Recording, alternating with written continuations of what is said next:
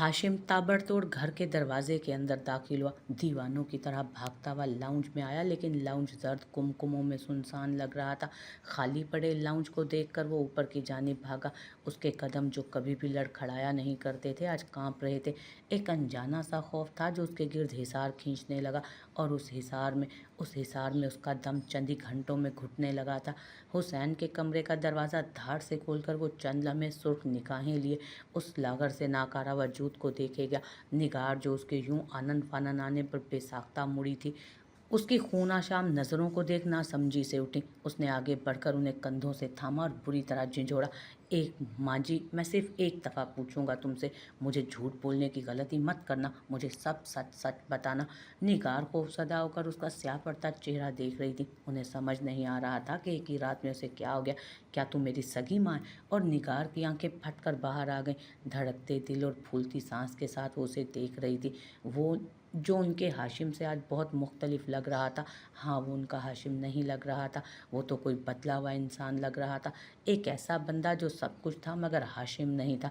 मैंने पूछा, क्या मैं तेरा सगा बेटा हूँ या नहीं? वो इतनी ज़ोर से चिल्लाया कि सारी हवेली लरज़ उठी। दरो दीवार उसकी दीवानगी पर कांप उठे थे। निगार बेगम का जिस्म जैसे पूरा का पूरा पसीने में नहा गया। बोलने की कोशिश की, लेकिन होंठों की बेतहाशा लर्जिश पर कोई भी लफ्ज़ लबों से निकलने से इनकारी हो गए। सब कुछ खत्म हो रहा था, खत्म होता जा रहा था। हाशिम उन्हें लेकिन उसने उन्हें ज़ोर से एक तरफ को धकेल दिया। वो फिसलती हुई कमरे में रखे टेबल पर जा लगी। माथे से खून की पतली सी लकीर फूटकर अब चेहरे पर लुढ़क रही थी। हाशिम परवाह किए बगैर आगे बढ़ा और हुसैन के लागर पड़े वजूद को बुरी तरह झिंझोड़ा। क्या मैं नाजायज़ हूँ? बोलो बाबा, क्या मैं नाजायज़ हूँ? कह दो कि ऐसा कुछ नहीं, बोल दो बस एक बार कि मैं तुम्हारा जायज़ बेटा हूँ। खुदा के लिए बस एक बार मुझे बता दो कि वो वली झूठ बोल कर गया। मैं जायज़ हूँ, मैं कभी उसके जैसा नहीं हो सकता, कभी भी नहीं हो सकता। मैं नहीं हो सकता, मैं कभी भी उसके जैसा। मैं और वो एक से नहीं है। वो मुझसे कमतर है, वो मुझसे हर लिहाज से कमतर है। मेरा और उसका कोई मुकाबला नहीं। बोलो, एक दफ़ा बोलो, बस एक दफ़ा ऐसे बोल दो। लेकिन हुसैन के हलक से सिवाय बेमायनी आवाज़ों की और कोई आवाज़ नहीं निकल रही थी। वो बोलने की पूरी कोशिश कर रहा था, लेकिन हलक से गड़गड़ करती आवाज़ों के सिवा और कुछ ना निकला। उसने यकदम तैश में आकर ज़ोर से उसे बेड पर फेंका तो वो लुढ़क कर एक जानिब को गिरा। निगार भागकर उसकी तरफ आई थी। उसे सीधा किया और हाशिम को देखा। उसका चेहरा मुर्दा हो रहा था, यूं लग रहा था जैसे वो गल सड़ रहा हो। कदम कदम पीछे जाते वो बस एक ही बात दोहरा रहा था, बस एक ही जुमला कि वो वली जैसा नहीं हो सकता, वो उस जैसा कभी नहीं हो सकता। लेकिन उसके बोलने से अब किसी बात पर कोई फ़र्क नहीं पड़ना था। जो तय हो गया था वो तय हो गया था। इंसानों पर सारी ज़िंदगी जुल्म करते उसने एक बार भी ये नहीं सोचा था कि उसका अंजाम इतना भयानक होगा, इतना खौफनाक और तारीक होगा। लेकिन अब उसे अंदाज़ा हो रहा था कि वली जो भी बोल कर गया था वो सब सच था। उसे सच के अजाब में डालकर वो तो पलट गया था, मगर ज़िंदगी के एक ना ख़त्म होने वाले अजाब के हवाले कर गया था उसे। चंद घंटे, महज चंद घंटे हुए थे उसे ये जाने कि वो नाजायज़ था, वो एक हरामज़ादा था। वो इन चंद घंटों में गोया उसने सदियों की अजियत खुद पर गुजार ली थी।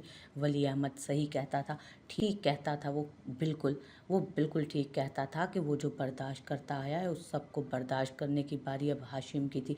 इस पागल कर देने वाले सच को झेलने की बारी अब हाशिम की थी। अपनी हवेली से बाहर भागते हुए उसे अंदाज़ा नहीं था कि वो कहाँ जा रहा है, किस तरफ को जा रहा है, किस सिमत में भाग रहा है। उसे बस भाग जाना था, किसी जंगल या फिर किसी ऐसी जगह में जहाँ कभी भी रोशनी का कोई इंदिया ना होता, जहाँ रोशनी का कोई वजूद ना होता, जहाँ सिर्फ स्याही होती, गहरी स्याही, ऐसी स्याही जिसमें वो खुद से भी नज़र न मिला सकता था। अच्छा, तो ये है इंतकाम, इसे कहते हैं इंतकाम, इसे कहते हैं वक्त के दायरों का उल्टी तरफ को घूमना, इसे कहते हैं आमाल का पलट आना, जुल्म का लौट आना। उसने लोगों पर बहुत जुल्म किए थे, बहुत सी इज्जतें पामाल की थी, बहुत सी जानें मौत के घाट उतारी थी। उसने दौलत और ताकत के नशे में भूलकर हर गैर इंसानी हरकत की थी। लेकिन ये खुदा की दुनिया है, यहाँ उसका कानून चलता है, यहाँ उसकी हुक्मरानी जिंदा रहती है। ढील देने पर अगर वो बहुत से फ़िरौनों को इस ज़मीन की बादशाही सौंप दे ना, तो इसका ये मतलब हरगिज़ नहीं होता कि वो लगामें ढीली करके भूल गया। सारी कायनात, सारी दुनिया, सारे आसमान और सारी ज़मीनें ज़ुल्म को भूल सकती हैं, मगर अल्लाह ज़ुल्म को कभी नहीं भुला करता।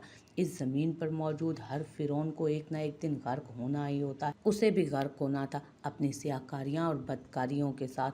आज उसे भी उस समंदर में गर्क हो जाना था, क्योंकि गर्क हो जाना ही हर फ़िरौन का आगाज़ भी था और अंजाम भी। भागते भागते वो किसी गाड़ी से बुरी तरह टकरा कर नीचे गिरा था। वो एक बहुत लश चमाती हुई गाड़ी थी। उसमें इतनी सकत न थी कि उठकर मज़ीद भाग सकता, इसलिए खामोशी से पड़ा रहा। चंद आदमियों ने बाहर निकल कर उसे सीधा किया, फिर उसके चेहरे पर टॉर्च मारकर देखी तो एक दूसरे को इशारा किया। वो सब अभी उसी के घर में घुसकर उसे घसीटते हुए बाहर निकालने का इरादा रखते थे, लेकिन उनकी खुशकिस्मती थी कि वो उन्हें बाहर ही मिल गया। उसे घसीटकर गाड़ी में डालने लगे तो हाशिम ने पसोपेश में अपने बाजू हिलाने चाहे, मगर किसी ने उसकी गर्दन पर पिस्तौल की ठंडी नाल रखी तो वो सुन्न हो गया। चुपचाप गाड़ी में बैठ। अभी के अभी उसने थूक निगल कर तेज तेज सर हिलाया। आसाब तो गोया मुंजमद ही थे, लेकिन अब उसका जिस्म भी जमने लगा। उन्होंने उसे गाड़ी में ठूंसा और फिर तेजी से गाड़ी भगा कर ले गए। आज हाशिम हुसैन ने जिंदगी की आखिरी शाम देखी थी। आज हाशिम हुसैन ने ज़िंदगी की शाम आखिरी बार देखी थी। कुछ दूर ले जाकर गाड़ी रोकी गई और उसे गांव के आखिरी सिरे पर बहती नहर के करीब उतारा गया। एक आदमी ने आगे बढ़कर उसके चेहरे पर स्याह कपड़ा डाला, बिल्कुल वैसा ही जैसा फांसी देते वक्त मुजरिम के चेहरे पर डाला जाता है। उसके पीछे को बंधे हाथ पूरी तरह से काबू थे और वो सफ़ेद चेहरा लिए खामोशी से उनकी सब कार्रवाइयाँ देख रहा था। किसके लोग हो तुम?" हिम्मत करके उसने पूछा तो उसके कंधे पर जोर डालकर उसे घुटनों के बल कच्ची ज़मीन पर बिठाया गया। "क्या तुम्हें याद है कि करतारपुर वाले सिखों की बेटी का रेप तुमने उसकी इस साल की कौन सी शब को किया था, और फिर उस लड़की को मारकर तुमने इसी तरह किसी बहती नहर में डाल दिया था ना?" लेकिन हाशिम हुसैन, वो लड़की जिंदा बच गई थी। उस लड़की के बिस्तरे मर्ग के आखिरी लफ्ज़ थे कि उसे हाशिम हुसैन ने दरिंदगी का निशाना बनाया। आज और इस वक्त तुम्हें उसी का बदला लौटाया जा रहा है। उसकी सारी गलतफहमियां दूर होती गई थी। पल भर में जैसे सारी गुत्थियां सुलझ गईं, लेकिन अब वक्त खत्म हो चुका था। वक्त अब थम चुका था। उसके सामने खड़े आदमी ने पिस्तौल लोड किया तो उसने आंखें बंद कर लीं। वली उसी पल कब्रिस्तान से निकला था, कंधों पर धरी भूरी शॉल को दुरुस्त करता, सपाट चेहरे और खाली वजूद को लिए। एक गोली तैरती हुई फिजा में आई और हाशिम के दिल में पैवस्त हुई, फिर दूसरी, फिर तीसरी, और जब तक आगे वाले की पिस्तौल में गोलियां खत्म नहीं हो गईं, तब तक उसका वजूद गोलियों से छलनी होता रहा। वली की गाड़ी कच्चे रास्तों पर एक बार फिर से दौड़ रही थी। उसके अंदर खुशी का कोई एहसास ना था, सरशारी की कोई कैफियत ना थी। ऐसा कुछ नहीं था कि जिससे उसका वजूद खिल उठता, क्योंकि वो जानता था कि इंतकाम खुशी नहीं दिया करते, बस एक तस्कीन होती है जो रगों में बहते लहू को सर्द करती जाती है। उसका झटके खाता जिस्म जैसे साकित हुआ था। उसने उसे लात मारकर नहर के मुंह जोर पानी में फेंक दिया। आंख के बदले आंख, कान के बदले कान और जान के बदले जान। उसकी खून से लथपथ लाश लावारसों की तरह आगे ही आगे बहती जा रही थी।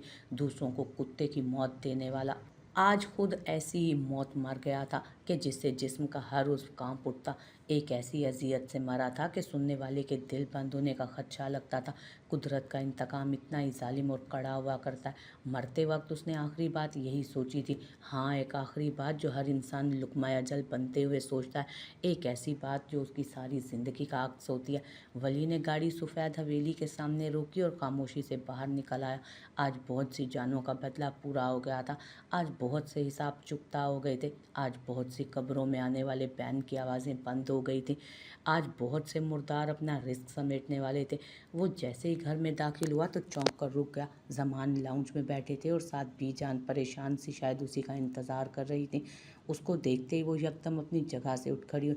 उसने जमान को देखा, मगर उनके बेतासुर चेहरे का हर तासुर उसे समझ आता था, तो नवाज से सब्र नहीं हुआ। उसने गहरा सांस लिया और फिर लाउंज में चला आया। बीजान बेसब्री से उसकी जानी पड़ी। "वली, ये नवाज क्या कह रहा है कि तुम जा रहे हो? झूठ कह रहा है ना वो? तुम कहीं नहीं जा रहे ना?" उसका चेहरा जांचते जैसे वो बहुत से सवाल कर रही थी, कांपते दिल के साथ। अगर वो चला गया तो लगता था कि ज़मानी जिंदा नहीं रह सकेंगी। उसने मुस्कुराते हुए उन्हें अपने साथ लगा, फिर ज़मान की तरफ मुतवज्जो हुआ। वो उसे ही देख रहे थे बेयकीनी से। वो खामोशी से जाकर वो खामोशी से जाकर उनके ऐन सामने जा बैठा, घुटनों के बल छोटे वली की तरह। फिर उनका हाथ अपने मजबूत हाथ में लेकर अकीदत से चूमा और आंखों से लगा। जमान की आंखें न जाने क्यों भीग गईं। तो तुम जा रहे हो? वो सवाल नहीं था, जवाब था, खालिस जवाब। उसका सर झुक गया, गले में शायद कुछ अटकने लगा। फिर मुस्कुराकर चेहरा उठाया। वो दुखी दिल के साथ उसे देख रहे थे। जी सरदार बाबा। क्यों वली? हाँ, अब के उन्होंने सवाल किया था। अपनी बेटी की तरह मुश्किल से सवाल किया करते थे वो भी। मैं मज़ीद इस सारी ज़िल्लत को बर्दाश्त करने की सकत खुद में नहीं पाता सरदार बाबा। मैं किसी ऐसी जगह जाना चाहता हूँ जहाँ कोई मुझे ना जानता हो, मेरी शनाख्त से मुतालिक मुझे ज़िल्लत का निशाना ना बनाता हो। मैं इस माहौल से उकता गया हूँ, मैं थक गया हूँ। उसका लहजा वाकई बरसों का थकन ज़दा लगता था। ज़मान उसे चंद पल देखे गए। मुझे सिर्फ एक बात की तसल्ली करवा दो, क्या तुम वहाँ खुश रहोगे? उसका अंदाज़ उनका अंदाज उसे ठिठका गया। और ये कैसा सवाल कर रहे थे वो खुश रहेगा? उसका जवाब तो उसके पास था ही नहीं। मैं खुश रहूं या नहीं, लेकिन मैं सुकून में रहूँगा सरदार बाबा। मेरी ज़ात हर पल तंज और हकारत के निशाने पर नहीं होगी। ज़मान उसका खूबरू चेहरा खामोशी से देखे गए। वो जैसे उस चेहरे को याद करने की सही कर रहे थे, क्योंकि वह अब उनकी नज़रों से ओझल होने वाला था। उनके ऐसे देखने पर उसने शर्मिंदगी से सुर्ख पड़ता चेहरा बेसाख्ता झुकाया। उन्होंने उसके बालों से भरे सर पर हाथ रखा और मुस्कुरा दिए। जहाँ रहो खुश रहो, और हाँ, हम दोनों बूढ़ों को मत भूलना। ज़मानी उसके पीछे खामोशी से आंसू बहाती खड़ी थी। उसका सकून तो उन्हें अपनी खुशियों से ज़्यादा अजीज़ था। फिर भला वो उसे कैसे रोक सकती थी? क्या उनके पास रोकने का कोई जवाब रह गया था? मैं कैसे भूल सकता हूँ आप दोनों को? मैं बीजान और आपकी मोहब्बत को सारी ज़िंदगी खुद में समेट कर रखना चाहता हूँ। यही मेरी मताए कुल है। मेरे पास किसी की मोहब्बत, किसी की दुआएं नहीं है सरदार बाबा। वली अपने आप को तो भूल सकता है, लेकिन आप दोनों को कभी नहीं भूल सकता, कभी नहीं। उसकी निस्वारी आंखें नम नम सी लगती थी। लहजे में गोया सारे जहान की इज्जत सिमट आए। अब बातें ही करते रहोगे या फिर मुझसे गले मिलकर मुझे ठंडक भी पहुंचाओगे? वो उठे तो वो भी साथ ही उठ खड़ा हुआ। फिर मुस्कुराते हुए उनके गले लग गया, मजबूती से अपने जानदार बाजू उनके गिर्द खींच दिए। सरदार बाबा ने आंखें मूंद ली। उसके सीने में वाकई ठंडक उतरने लगी थी। अरे जवान हो, मैं बूढ़ा हो गया हूँ, इतनी मजबूती से गले लगाओगे तो हड्डियाँ टूट जाएंगी मेरी। उनकी शरारत पर वो हंसकर उनसे अलग हुआ। फिर बीजान की जानिब पलटा। वो आंसू साफ कर रही थी, मुस्कुरा भी रही थी। शायद झल्ला ना हो तो हर दफ़ा हंसाता है, और आज देखो रुला दिया। लेकिन याद रख, शादी करनी पड़ेगी तुझे। वो हंसकर आगे बढ़ा और उनके गिर्द अपने बाजू फैला लिए। बीजान के बेतरह उबलते आंसुओं से उसकी कमीज भीगने लगी, मगर वो फिर भी खुश थी। उनका वली खुश रहेगा, उन्हें और क्या चाहिए था? कब कब तक जाओगे तुम? सरदार बाबा के लिए ये लफ्ज़ बहुत तकलीफ दे थे, बीबी की शादी के बाद। और उसके लिए ये लफ्ज़ अजियतनाक थे। जाते जाते भी साथ दे रहे हो बरखुरदार। वो मुस्कुराए। वली नहीं मुस्कुरा सका। अच्छा अब जाओ, आराम करो, सुबह से मसरूफ़ हो। वो सर हिलाता अपने कमरे की जानिब बढ़ाया, मगर दो शहद रंग आंखों के पुरशिकवा से इर्तकाज़ पर उसने निगाहें लम्हे भर को जीनों की जानिब फेरी। और फिर, हाँ, फिर वो वहाँ खड़ी थी, सुर्ख लिबास में, सारी कायनात की रोशनी खुद में समोए। उसने तेज़ी से कदम आगे बढ़ाए। अमल उसे जाता हुआ देखती रही। वो तो हमेशा ही उसके पीछे खड़ी रह जाया करती थी। वो कमरे में आते ही बेदम सा सोफे पर गिरा। आराम, उसे सारी ज़िंदगी आराम नहीं आना था। अमल की सांसें उसके साथ जुड़ी थीं, उसे आराम कैसे आ सकता था? उसने खफीफ सी सुर्ख आंखों को मूंद कर सर सोफे की पुश्त से लगाया। अमल का नाजुक सरापा छम से उसके सामने आया। उसने थक कर आंखें खोल दी। निस्वारी आंखों में बरसों की थकन पिन्हा थी। अमल ने अपने मन भर होते कदमों को ऊपर की जानिब मोड़ा। चिकने रुखसारों पर आंसू अब तक चमक रहे थे। वो उन्हें रोकने की कोशिश में हलकान होने लगी। अनदेखी सी चहल पहल हर आन हवेली का अहाता किए हुए थी। वो मसरूफियात तले अपने अंदर पलते खौफनाक से नासूर को रोन रहा था, और इस मसरूफियत तले खुद को भी रोन देना चाहता था। अमल से अब तक उसका सामना नहीं हुआ था, और उस पर उसने शुक्र का कलमा पढ़ा था कि अगर वो सामने होती तो वो किसी काम का न रहता। सुल्तान, ये यहाँ लाइट्स का इंतज़ाम करवाओ। और अभी तक गेंदे के फूल क्यों नहीं पहुँचे? कमाल करते हो, शाम को मेहंदी है, हवेली सजानी है, और सारे काम अधूरे हैं। वो सुल्तान को लताड़ता मुस्तकिल मुलाजमीन को हिदायत दे रहा था। मुसलसल एक हफ्ते से वो घन चक्कर बना था। शादी के तमाम इंतजामात उसी के ज़िम्मे थे, और इस जिम्मेदारी में वो कोई भी कोताही बर्दाश्त नहीं करना चाहता था। वली भी जान की आवाज़ पर उसने सर उठाकर देखा। वो कॉटन का सफ़ेद कुर्ता लिए उसकी जानिब बढ़ रही थी। ये मैंने तेरे लिए सफ़ेद कॉटन का कुर्ता बनवाया, अच्छा है बहुत बीजान, पहन लूँगा। उसने एक नज़र कुर्ते को देखा तक न था। बीजान खफा हुई, खुद तो तुमने कुछ लेना नहीं था, सोचा मैं ही कुछ ले आऊँ। खुद से इतनी बेतवजही, इतनी लापरवाही दुरुस्त नहीं है वली, अपना ख्याल रखा कर। उनके लहजे में फिक्र बोल रही थी। वो मुब्हम सा मुस्कुरा, अच्छा अब रखूँगा। अंदाज सरासर उन्हें बहलाने वाला था। अच्छे से खबर है मुझे कि तुम कैसा ख्याल रखोगे खुद का। मैं वाकई रखूँगा। मुझे यकीन नहीं आ रहा तो यकीन दिलाने के लिए क्या करूँ? यहीं रुक जाओ हमारे पास। बीजान ने इतना अचानक कहा कि उसकी मुस्कुराहट गायब होने में पल न लगा। मैं आता जाता रहूँगा बीजान, मगर मुझे तो तसल्ली नहीं होगी ना वली। इन बूढ़ी आंखों को तुझे देखने की आदत हो गई है। उनकी आवाज़ भीगने लगी थी। वली के दिल को कुछ हुआ था। बीजान की नर्म सी आगोश ने उसे हमेशा सख्त दुनिया से महफूज रखा था। वो कल रुखसती के वक्त हमेशा हमेशा के लिए यहाँ से जाने वाला था और बीजान के लिए यही एहसास सुहाने रूह था कि वली उनका घर छोड़कर जा रहा था, उन्हें छोड़कर जा रहा था। तो आपको भी ले चलूँगा। हाँ, मुझे भी यहाँ नहीं रहना, लेकिन फिर तेरे सरदार बाबा वो तन्हा हो जाएंगे तो आप दोनों चलें और फिर हवेली पर भूत राज करेंगे। वो उनकी बात पर बेसाख्ता मुस्कुराया। तू जहाँ रहे खुश रहे।